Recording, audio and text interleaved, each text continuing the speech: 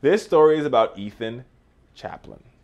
Ethan Chaplin is a student, a seventh grader in Vernon, New Jersey. And last week, he goes to Glen Meadow Middle School.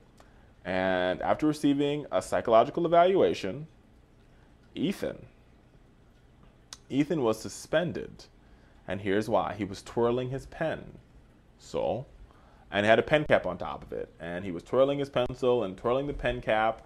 And this is what he says. He was sitting in class, spinning his pen with the pen cap on top, and fellow students told his teacher he's making gun motions, send him to juvie.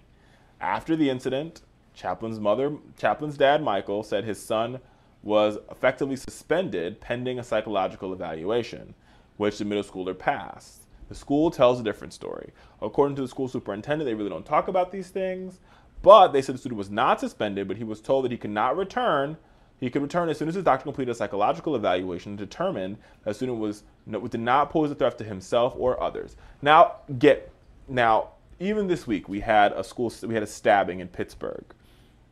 And I understand that school violence is a big deal. I do.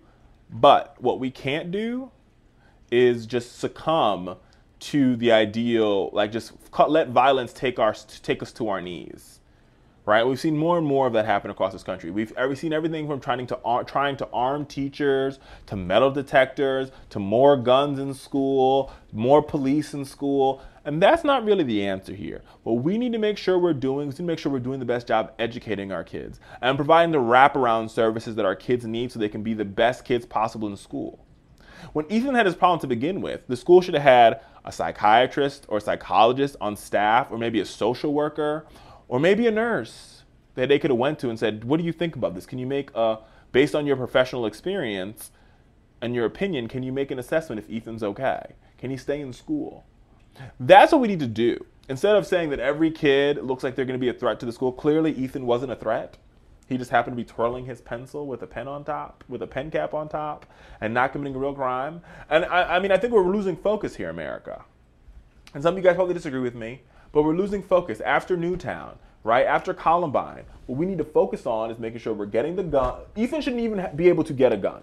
Let's start there, right? And number two, if Ethan was in trouble and Ethan was truly in need of help, then we should have the services in the school building to help make sure Ethan gets the help that he needs, instead of kicking him out of the school building. Because honestly, let's be real, kicking him out could have probably been the trigger if he was quote unquote mentally unstable for him to come back and do some sort of crime or shoot the school up or whatever. So let's be very cognizant and think about what we do to our kids. We're right back on the pause after this break.